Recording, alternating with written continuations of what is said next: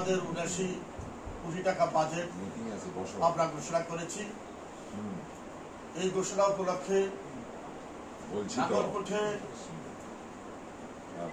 আপনারা সবাই নাঙ্গলের মানুষ, আমি নাঙ্গলের মানুষ। এই নাঙ্গলকোট পৌরসভা কি অবস্থা ছিল আর কি অবস্থা হয়েছে, বঙ্গবন্ধু কন্যা জননেত্রী শেখ হাসিনা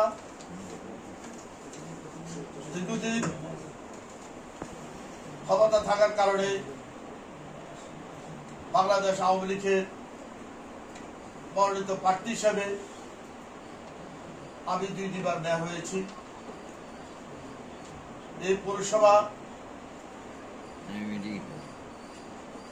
আজকে তৃতীয় বাজেট আমি করতেছি। এই বাজেট অধিবেশনে আপনারা অনেকে আমাকে প্রশ্ন করেছেন, এই নাঙ্গলকোটে শিক্ষা প্রতিষ্ঠান, অবকাঠামোর কাজগুলা, রাস্তাঘাট, ব্রিজ, কালভার্ট, ড্রেন ব্যাপক উন্নয়ন হয়েছে। উন্নয়নের মধ্যে দিয়েই এই নাঙ্গলকোট এগিয়ে যাচ্ছে। আপনারা জানেন বাংলাদেশ উন্নত করার জন্য একটা ডিজিটাল বাংলাদেশ হয়েছিলেন। যখন ডিজিটাল বাংলাদেশ ঘোষণা করলো বঙ্গবন্ধু কন্যা, তখন সাধারণ মানুষ, কিছু মানুষ একটা গর্ত দেখলে বললো এটা কি ডিজিটাল। আজকে ডিজিটাল বাস্তবায়ন হয়েছে, আজকে স্মার্ট বাংলাদেশও হয়েছে। আজকে ডিজিটাল শেষ করার পর আজকে স্মার্ট বাংলাদেশ হয়েছে।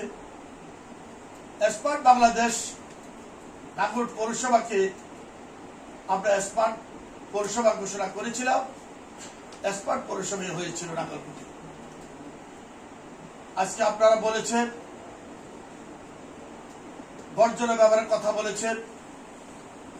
আপনারা জানেন পৌরসভা আমাদের এখানে ডিসি অনেক জায়গায় ঢাকা, চিটার, কাঠা, আমাদের এখানে এক ডিসির জায়গা ২০ লক্ষ টাকা।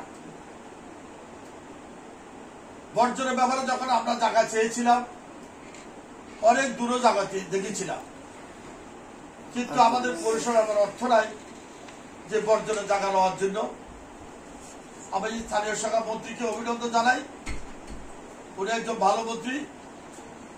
উনি স্থানীয় শাখার মন্ত্রী, বারবার ২বার নির্বাচিত স্থানীয় শাখা মন্ত্রী হয়েছে।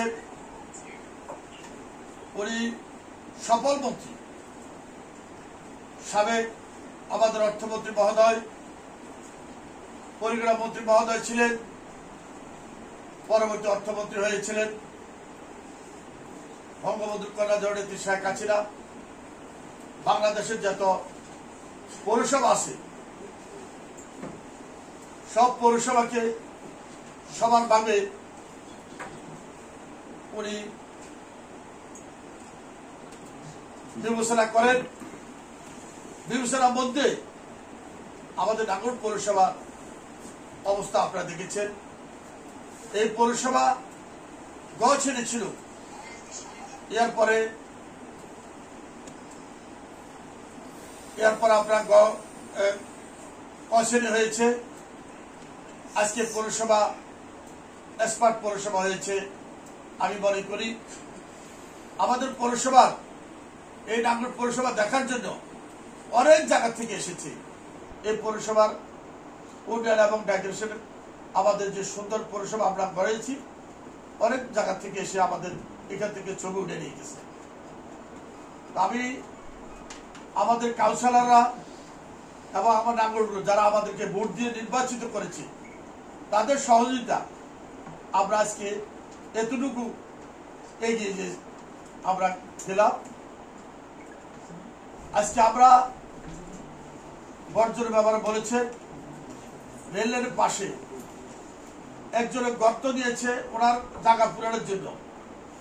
এই গর্তটা আমরা আমাদের বলে দিয়া ওনারা নিজেরাই দিয়েছে, ওনাদের জায়গা, এটা গভর্নমেন্ট জায়গা, এটা হলো ব্যক্তি মালিকানা জায়গা। উনি গর্ত পুরানোর জন্য বলেছে, এই জন্য আমরা গর্তটা পুরে দিচ্ছি।